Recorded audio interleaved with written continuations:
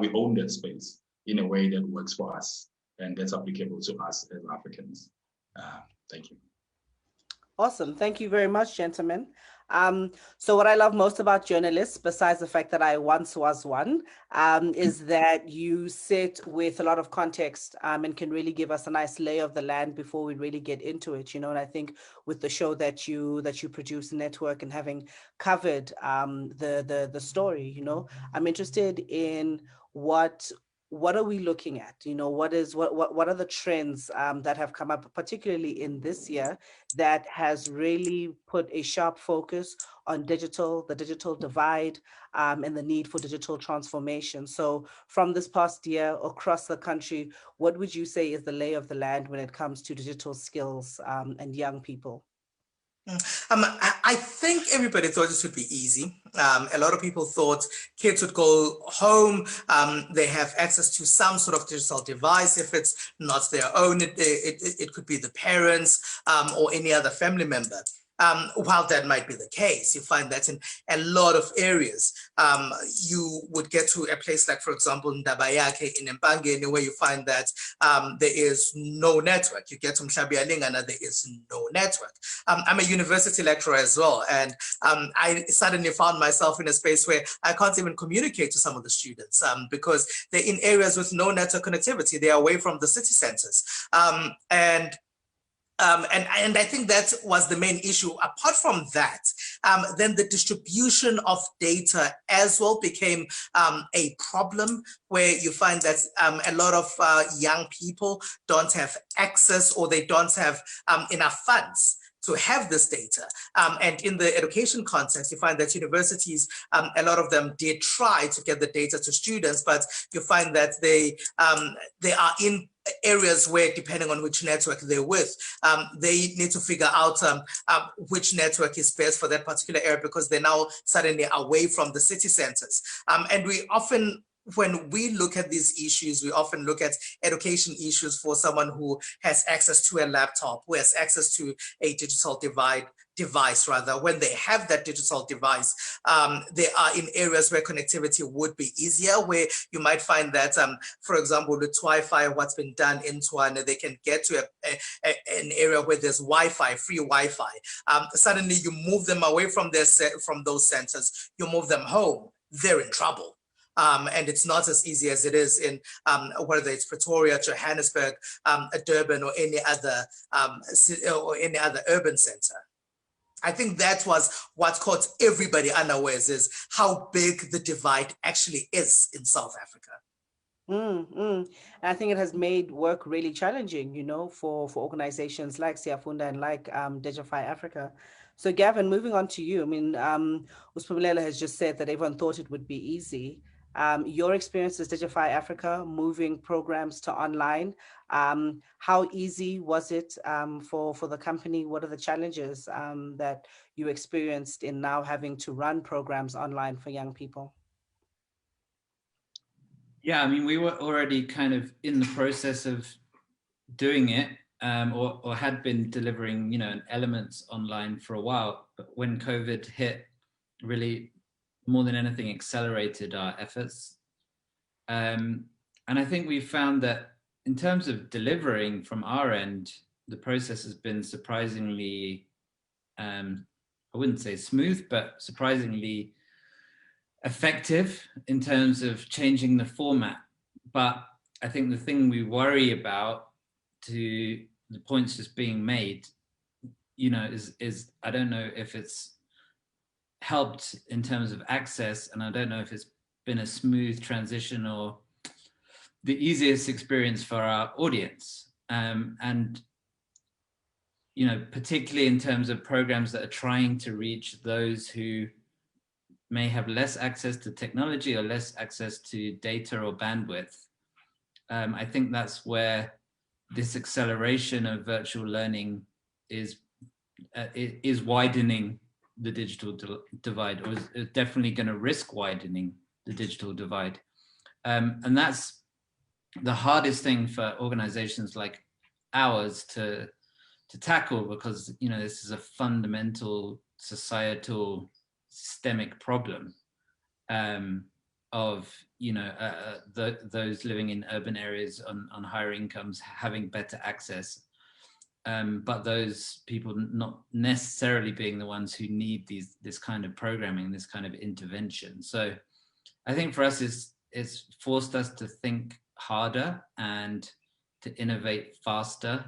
And I think in terms of solutions, it's led to us really, well, in our case, looking at technologies like WhatsApp as a much more democratized, or at least widely available and cheaper technology, and how we can leverage things like that to reach those audiences who might struggle to connect with the kind of mainstream approach to virtual learning, which tends to favor those people who have laptops, who have you know, internet connections at home. Sure. And I think the idea of access has come up quite a lot, you know, and that being the major challenge. Zakheni, you and your company has done quite a bit to address this. What is at the core, though, of the problem? Why does South Africa have such a deep problem when it comes to access for young people and a majority of young people in the country? I would say, you know, urbanization is a problem in a sense that a lot of the organizations and the telcos primarily focus where usually the market is. And that's usually in the city centers or around big cities. So you find that in areas where there's, you know, smaller towns or deeply rural areas where there's very few people who are working in those spaces, and very few people, therefore, who have the economic buying power to be able to purchase that time. There's very little incentive for organizations to go and invest in terms of infrastructure in those areas. So you find that, for instance, we work in the deep rural areas like Vryheid, Ngand, like Gobo, where you don't find that there's any programs, you know, particularly educational programs. So there's a lot happening, particularly, let's say, math and science. There's educational camps, holiday camps, and everything. But the further you go into the outskirts, the more you find that there's literally nothing happening there. And so I think it's the same with infrastructure. Everyone focuses on making sure that, you know, in Bangeli, in the city, in Durban, in Tongat, there's infrastructure, there's Wi-Fi connectivity. But when you go to areas like Ngono, for instance, where it's deep rural in Nkandla, there's nothing there. And so it's really an issue of how do we then address that? So primarily for us, that's the spaces that our organization focuses in. We look at those areas specifically where there's nothing, and then we create this network that serves that particular community. But I think even for us with this lockdown, because we were primarily centered in schools, I think when the lockdown happened and the schools closed, you know, it was such short notice that in order to be able to maneuver, took us a little bit of time as well to adjust. And so as soon as the lockdown happened, then we had to consider, you know, setting up our networks in more common areas like community centers and petrol stations rather than the actual schools, because the learners then, you know, when they go home, they no longer have access. And that's another thing I think that we took for granted. So I think, I mean, it is still a lot that can be done in this space, but I think it's not necessarily going to be the corporates that do it, because largely it's going to be driven by profit and, you know, potential for revenue. And those spaces have very little of that, and a lot more people who are either looking for jobs or are working are moving more in the city, and therefore those spaces are sort of left idle. And so that is, I think, what's causing the divide. I think it's but also because it's quite difficult to service those communities. You know, just to travel to those areas alone, the roads are terrible. There's not much. You really have to have you know, a direct intention to actually want to go and have an impact in those spaces. And so that's further creating the divide and that world, that sort of the two tails, where you have the haves who have a bit of infrastructure and the ones that don't. And I think we saw this a lot with the lockdown, which is one of the reasons why I think partnerships became crucial, because as much as we had these networks in the schools, there are places that we haven't covered yet, and those are some of the people who needed the help. And so partnering with some of the telcos to get zero rated was one of the ways in which we were able to overcome some of that. But there's still a lot of work to be done in this space, because as Fumerele said, I think people underestimate just how many areas that you go into and really you find that there's no signal, none. There's no MTN, there's no Vodacom, there's nothing. And so how do we then work to close those gaps? Right. So I'm going to come back to you, Gavin, just on partnerships. And I know all the work that we do at Digify Africa really relies on those strong partnerships. I'm interested in who do we need to have at this table when we are discussing the solutions to these challenges? You know, what kind of companies or who do we need to be collaborating with in order to get to the people that we need to get to? And I think maybe in that we can speak a bit about the kind of partnerships that Digify Africa has struck in order to be able to roll out the programs that we do. Yeah, I think maybe there's a distinction between the partnerships that we should be trying to leverage versus the ones that we actually are able to leverage. You know, because you would think that the players in the infrastructure space, so government, the telcos, would really hold the key to some kind of like turnkey solution where you could access or reach the kind of people who need these kind of interventions, like Zekeni was describing, in areas that kind of get overlooked or don't have as good access. But I think the reality on the ground that we've found is it's just not as easy as that in any way. You know, and even just as simple as the infrastructure question, you know, in my understanding, the broad, you know, internet infrastructure does exist everywhere in the country, but it is kind of like a patchwork of solutions and players, and, you know, from commercial players to non-profits and telcos, and, you know, the access is there, but it's really hard to kind of leverage it in a mass way. I think where we have had more success is kind of working with more localized partners, people who understand the territory in specific areas, and being able to plug into those networks and understand and access learners who need our programs. You know, in our case, that's young people. Where I think we've had more success in terms of partnerships is working with, you know, platforms. I suppose Facebook being the best example in our world, where, you know, they have applications like, as I said, WhatsApp and Facebook that are used, you know, that have very high usage, even by standards of South Africa, and users who do only have lower end devices or limited data or connectivity. And so that, I mean, that is the biggest opportunity I guess we can see to connect with the most number of learners or users, if you want to use that term, because you know, we have a route direct to them. We don't need to navigate our way through, you know, the physical infrastructure or some of those other barriers. I think that's our kind of best assumption at the moment of how we can create reach.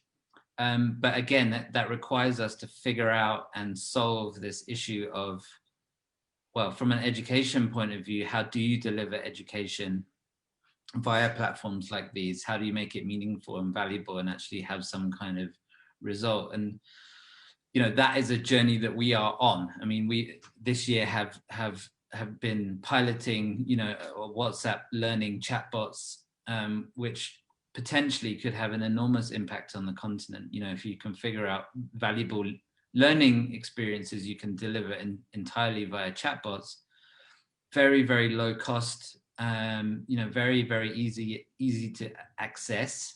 The challenge is, how do you make them count? You know, how do you make them actually help people learn things that are actually going to improve their educational or employment potential. Mm-hmm. Spumelelo, I'm going to come to you now. There was a point where data must fall was a very big movement and was very visible in the media, you know, and the issue of access again and data and the telcos has come up time and time again. Where is that conversation now? You know, has it kind of died down? Because I mean, listening to everything that everyone has said and just from the experience we've had this year, I think it definitely is something that needs to come back to the fore. Where are we at as a country with the struggle for data must fall?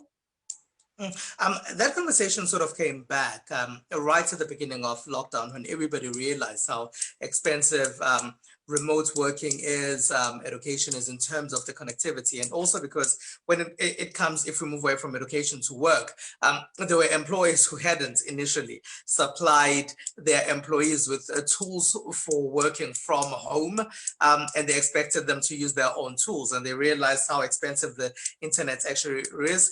It came back, but I sometimes think it needs to be an ongoing conversation as opposed to be a conversation that just comes up when there's a big event, like the lockdown was a massive event that comes up and suddenly it dies down again.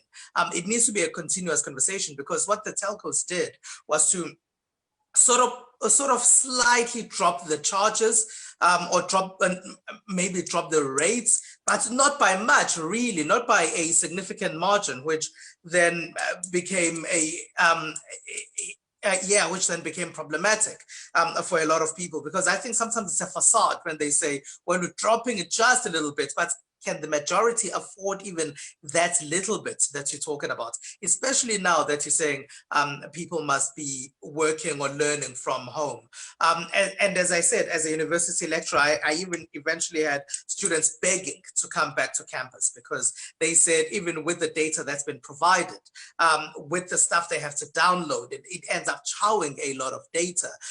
So we eventually decided that for the practical stuff that they need to do on campus, where they need a lot of amount of internet, a lot of data to be working from campus, so they must come back to the residences for that, and we'll teach them just for those programs, whereas with the theoretical stuff they can still continue doing that away from campus, because we realize that it's actually a massive challenge for the students to be doing stuff away from home. And so it shouldn't just be lip service. I think the telcos need to come to the party and realize that eventually when everybody is online, they benefit. And the benefit is not just to have the minority of people who can afford the high prices. We need to get everybody online eventually.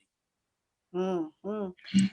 It's such an important struggle that we have, you know, because we even see with our programs that we run that there are opportunities for young people online, but if you don't have the data, then it might as well not exist, you know. There is a comment coming through here.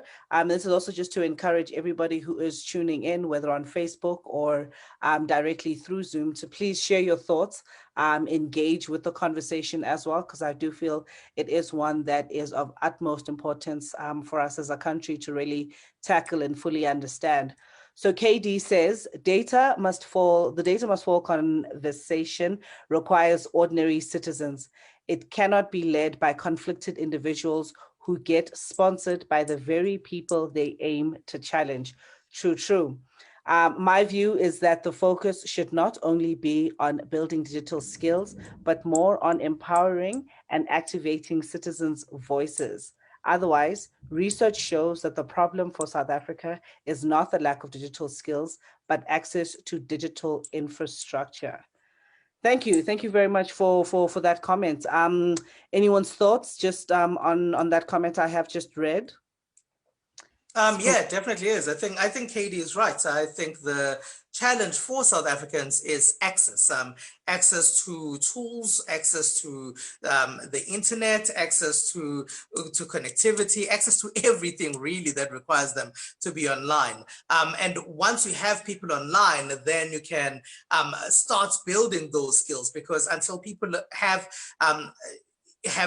those tools to communicate, then who are you building the skills for? And as you said earlier, chances are you probably are just reaching the affluent who already have access. You're just helping them build skills for free. Mm. Zakeni, you mentioned one of the solutions that you have to sort of address the access issues is the digital library box that doesn't need the internet connection. Could you tell us a bit more about that box, how it works, and how it's being received within the communities that it is currently placed in? Yeah. So basically, the digital library is, I would say, a server. It's got a Wi-Fi router. So you take it to a place, it's preloaded, so it's got 5 terabytes worth of storage capacity. So what we've done is aggregated a whole lot of content that a typical student would need from DBE and from various other partners. So you preload all this material and you preload it onto the box. And then the box just needs to be plugged in electricity. And then it creates its own Wi-Fi hotspots of about 800 meter radius. So it's just a little bit over a kilometer. So if you're gonna put this box in a school or a community center, for instance, it'll cover that whole area and surroundings. So anybody just who within the space, you just need a device that picks up Wi-Fi. They don't need data, internet, or even a SIM card. So initially, it started off with us looking at education as one of the key places that we wanted to play in. But we quickly realized, especially with the lockdown, that there's actually a lot of opportunities whereby we can start hosting different types of content. For instance, if you're a UNIIZAW student and there's video material that you want to access, we can put this box in various areas, which are sort of like common areas within the community. And you can be able to go in and download those kind of videos that I think Uspumelele also said that, you know, when it comes to rich media content, it becomes, even with the amount of data that is given by the university, it's still hard for a lot of students to access. So all of that material can be taken and hosted locally in these boxes. And so each of these boxes are connected to a central server. So we're able to update remotely, and also we get analytics and data in real time. So every time somebody logs in or downloads a book or completes an assessment, that comes back to the central server.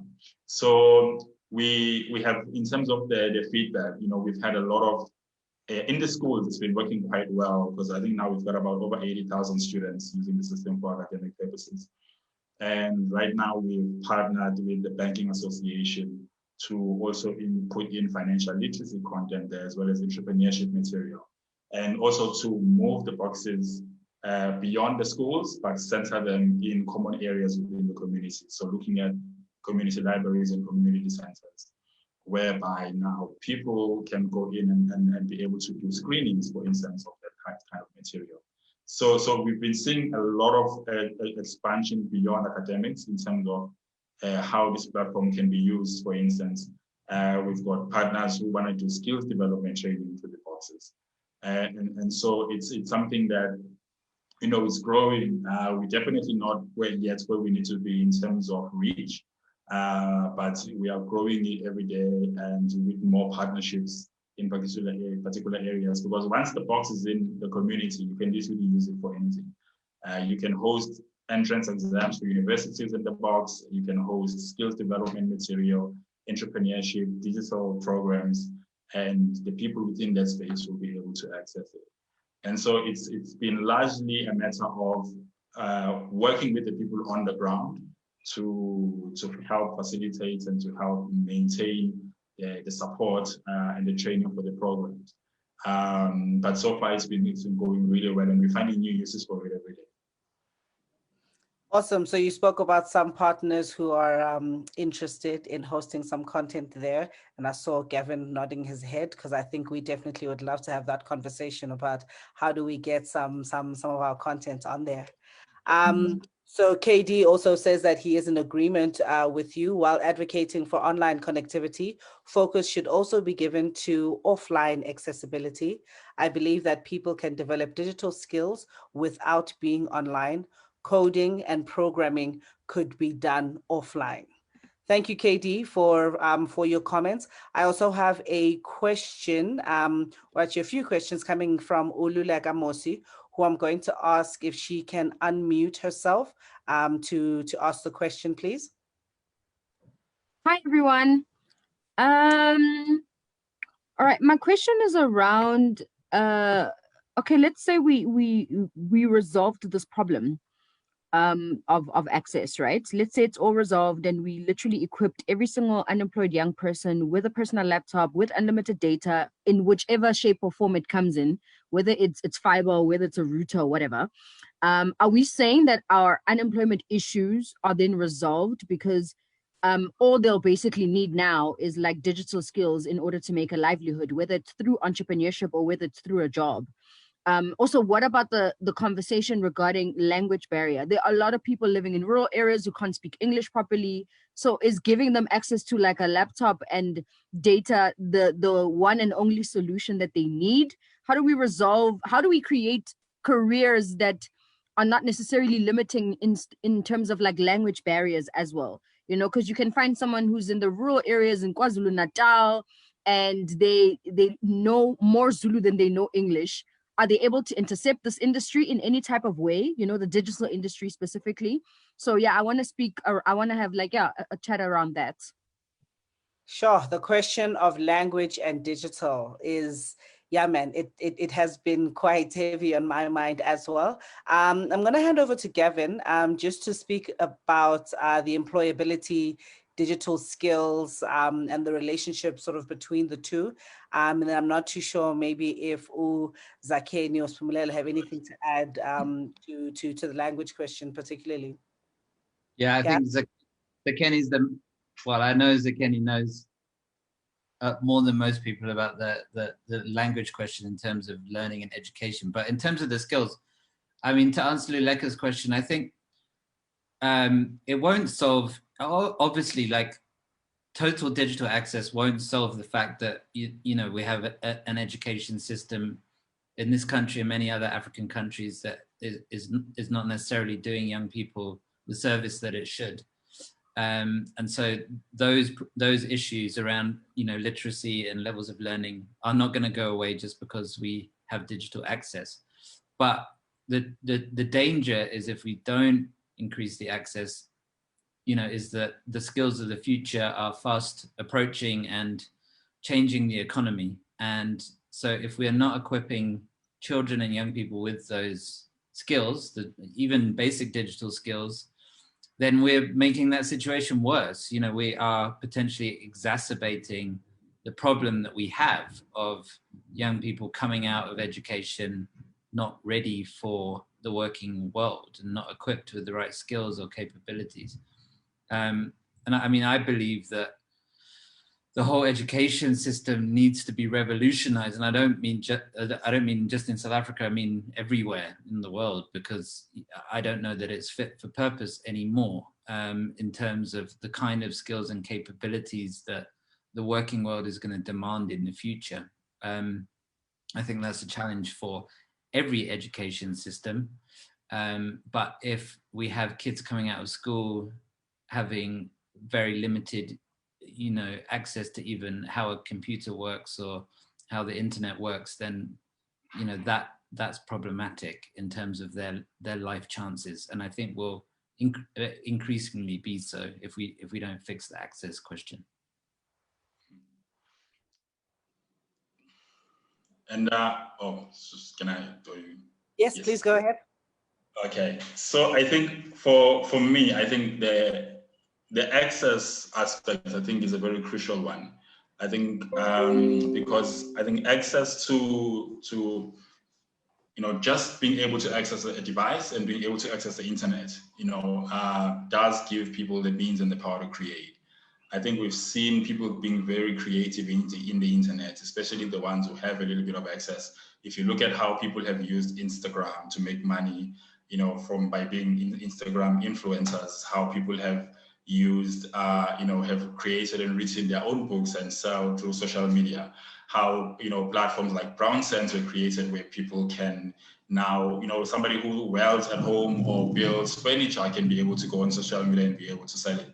So I'm not saying it's a silver bullet, but it does give the people the means to be able to create and be able to sell and therefore be able to sustain themselves. And so it is a key, I think it is a key aspect of it. Obviously, I think the more, when people have access to things, the more they play around with it, they take ownership of it. And when they take ownership of it, they start to develop either the context or the content around it. And therefore, I think that's where we want to say a little bit more diversity in terms of languages, in terms of context.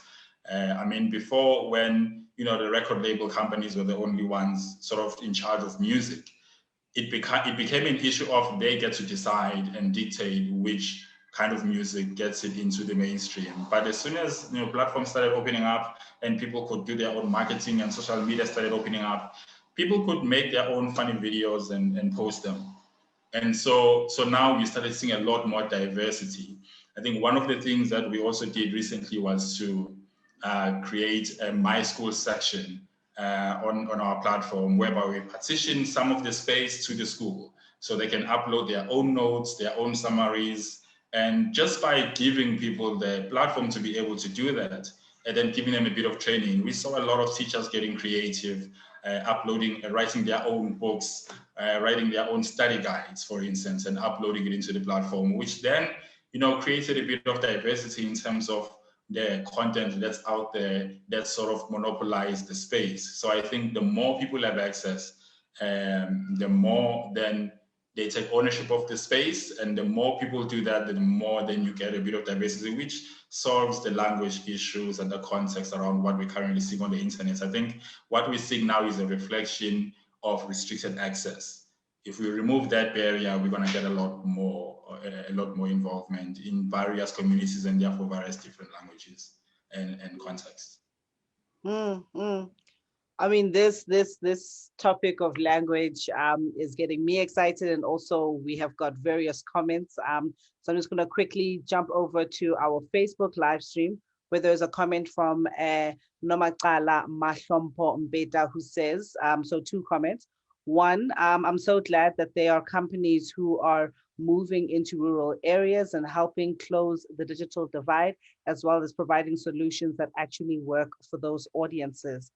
And then now moving over to the language question, based on the experience, the best candidates that have come out of our previous COSI program are those who were able to take the digital concepts we taught and create not only meaning for themselves, but solutions for their business and their communities using digital skills that they've learned in their home languages. And I think that that's quite an exciting thing. And I mean, as you say, the more we give people access, we then see what they do with it, and they're able to create in their own languages, and we can see more and more of it, you know. And we are starting to see a lot more content that is in indigenous languages that is making it to online spaces.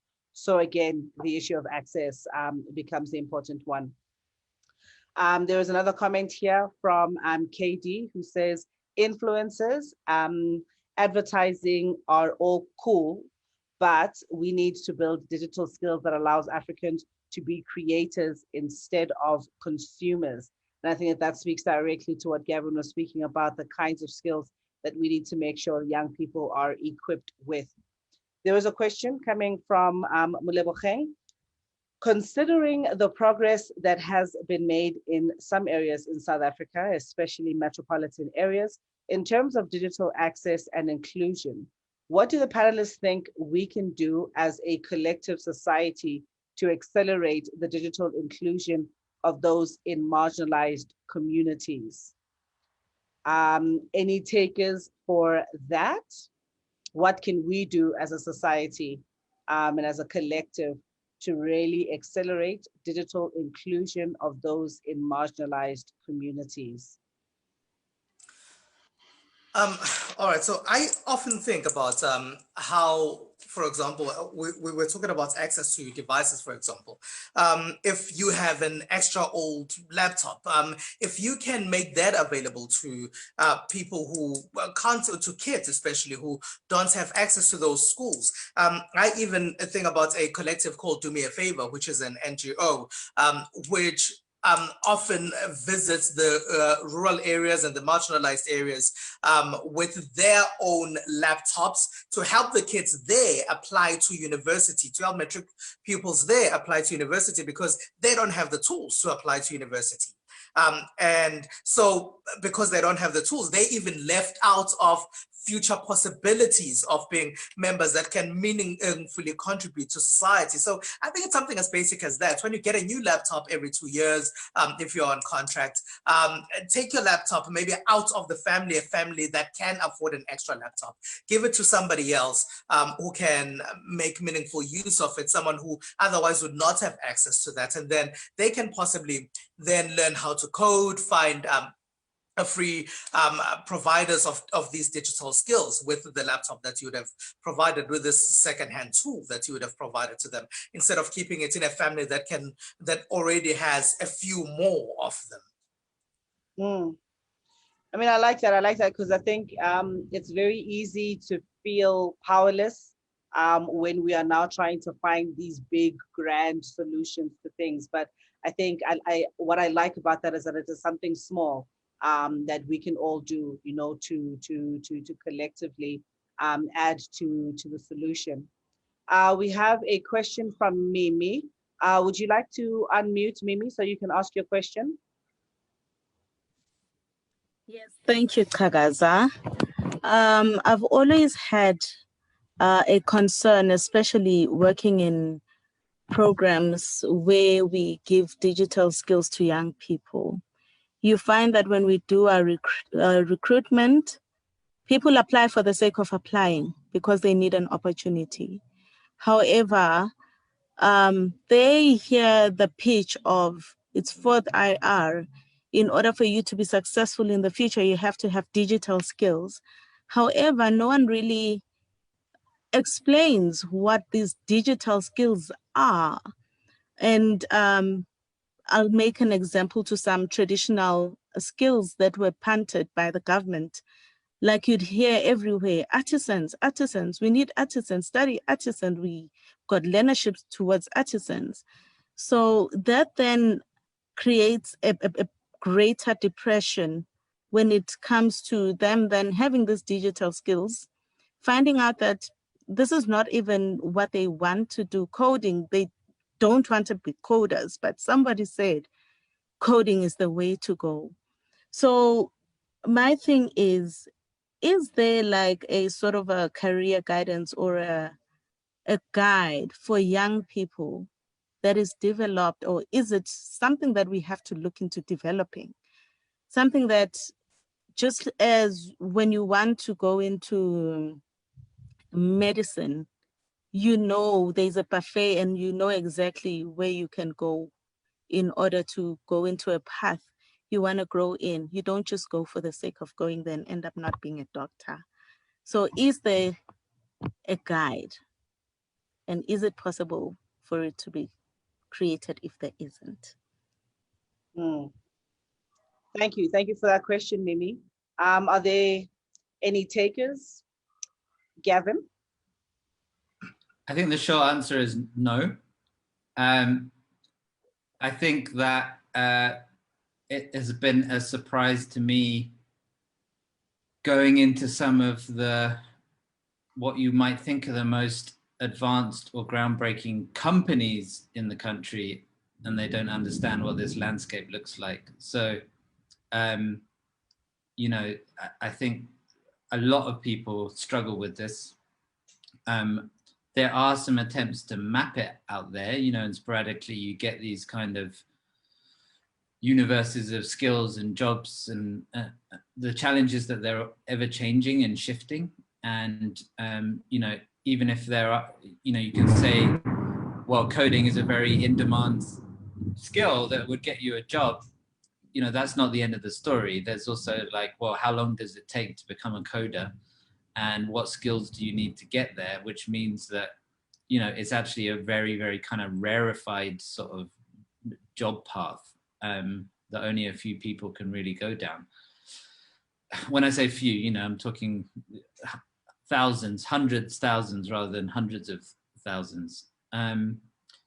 we've tried to figure this out for ourselves, and it's quite difficult because, you know, we've worked in the area of sort of social media and digital marketing, where we believe there's a lot of work opportunities, even if they're not formal, necessarily even formal jobs. And there are formal jobs to become, you know, kind of social media managers or community managers or any one of a number of subsets that sits under the broad term digital marketing. But I think that's kind of, it's what makes this so tricky for young people, and for those of us trying to help young people, is that it's a very kind of proliferated field of lots of different skill sets and potential job opportunities.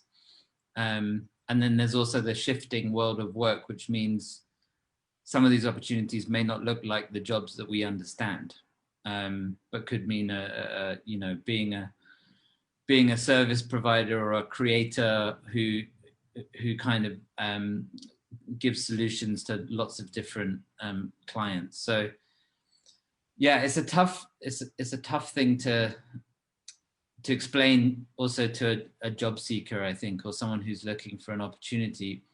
I think where we could maybe do better in having some kind of unity of messages around the fact that I feel like there's some very clear guidance around what are the core or foundational skills of the future before you even get to jobs.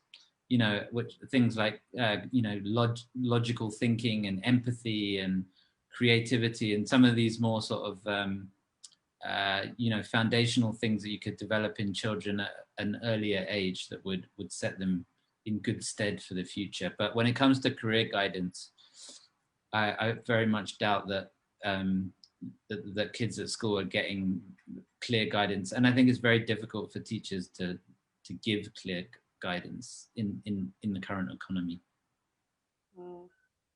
Yeah, and I think just to add on that as well, I think it's not just necessarily a digital thing, a digital problem, but across all areas, to be honest. When you look at the kids, particularly in township schools, for instance,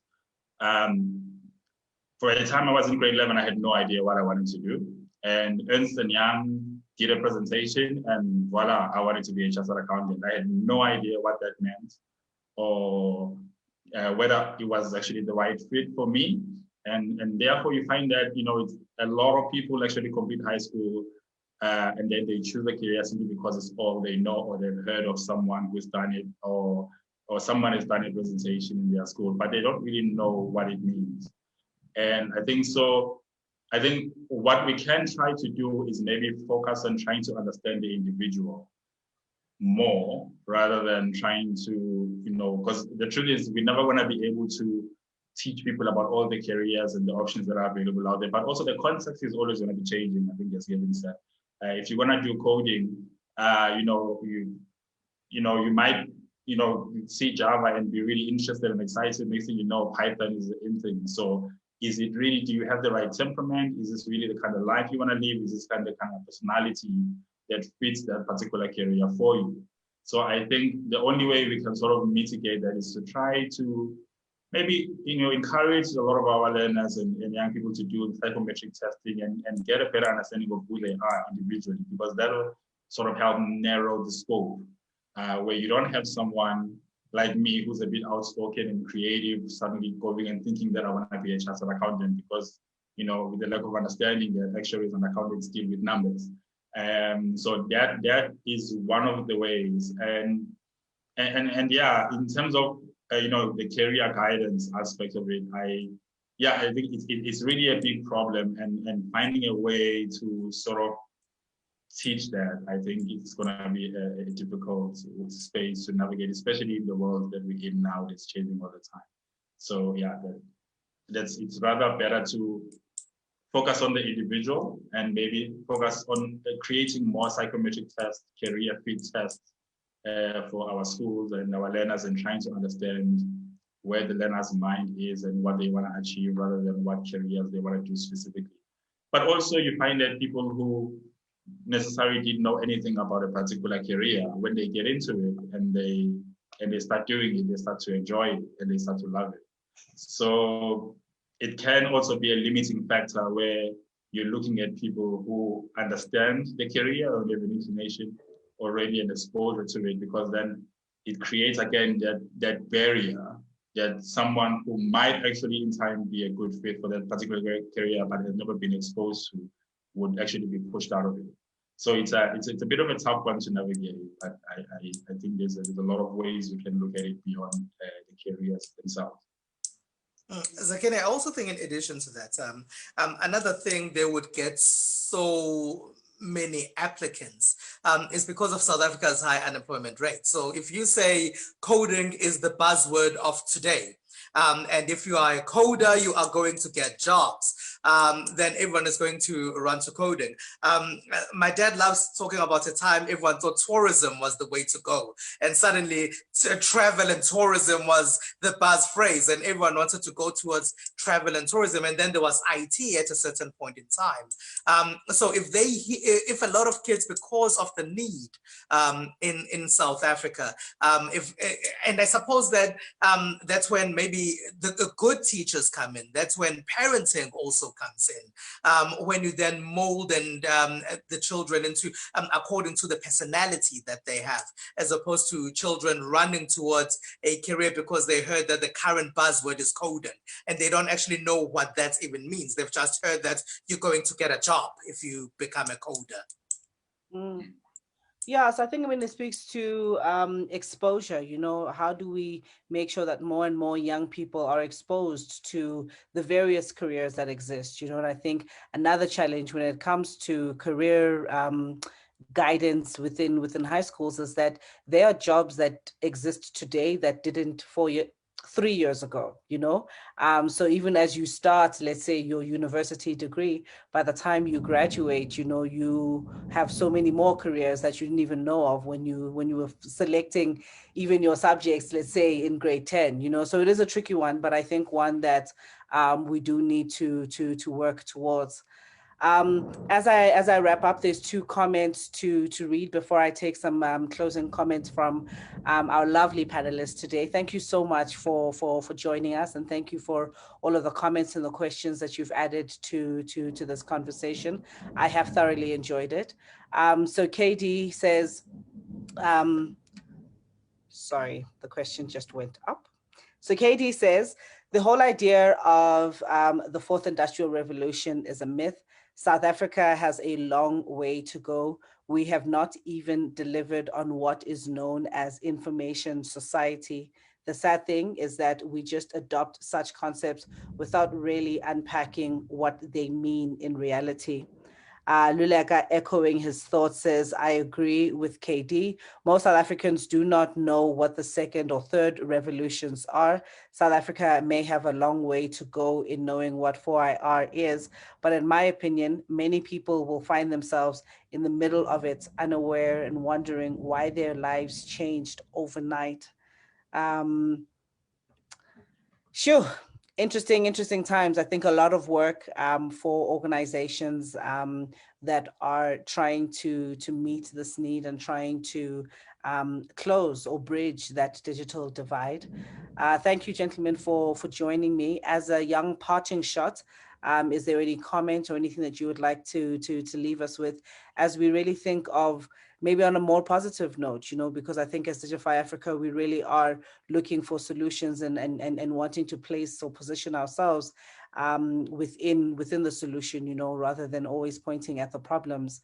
What are the opportunities? What are some of the things that we really should be looking and striving towards when it comes to the entire topic of 4IR, digital skills, really equipping young people with the skills that they need to future-proof themselves, really. Spumelele, you are still big on my screen, so I'm going to go with you first. I'll go to Zakeni afterwards and closing with Gavin. I suppose, as you say, Kagaza, it's very easy to point a finger and say there's a problem.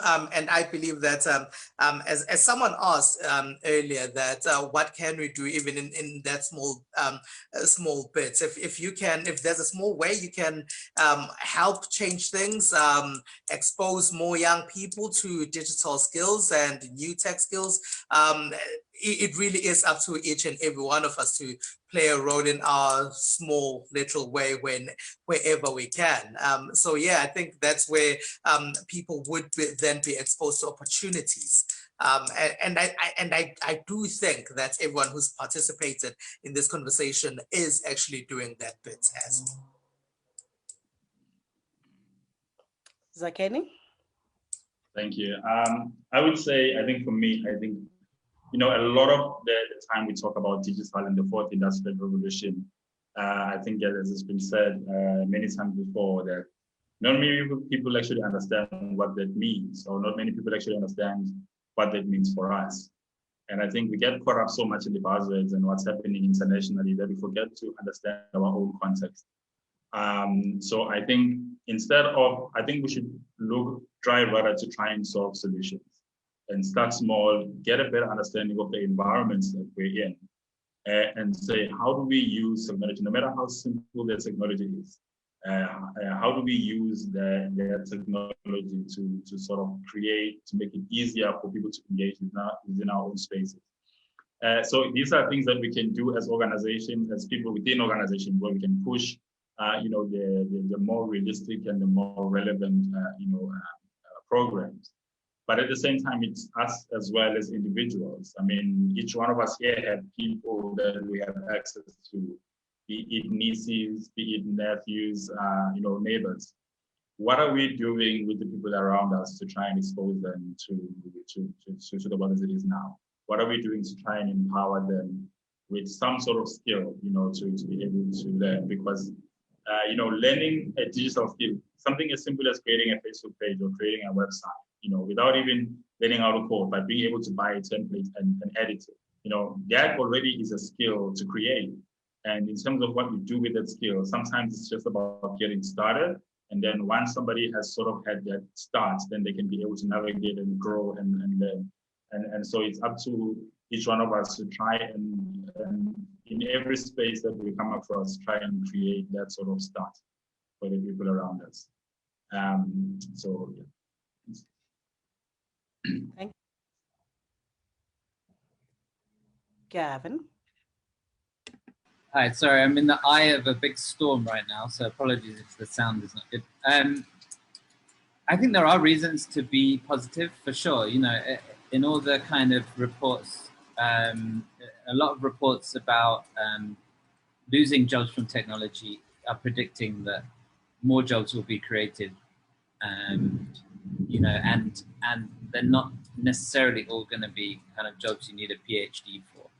So I think if we can keep tracking where that demand is going, and you can line up training opportunities that point towards them, you can start to create jobs and try and help young people, even if they haven't got their university education, find work. And that's where we're trying to play, I guess, as Digify. Also, I mean, the fact that on this continent, that we've always seen this leapfrog effect of not necessarily needing to go through the same technology evolutions that some of the Northern Hemisphere countries have done, is also, cause for optimism, I guess. So, we don't necessarily need to get everyone a laptop to be able to progress and, for people to do exciting and innovative things or to become entrepreneurs. So, we have to remain hopeful, I guess, and we are. And I just wish there was a bit more coordination, amongst the big players and those of us trying to come with solutions. Thank you. Thank you so very much for everybody who participated in today's conversation. there certainly is a lot of work that still needs to be done, but I very much am encouraged by the amount of work that is being done already. So massive big up to Digify Africa, to Siafunda for the work that you're doing, and massive big up also to you, Spamila, who's doing the work of really covering and giving us a real good context of what it is that we are doing and the advancements that we are making as a country when it comes to the technology, to digital skills, and to young people. And with that, I say good afternoon. I think the storm is making its way to me as well, so this was perfectly timed. Thank you and have a lovely afternoon. Awesome. Thank you.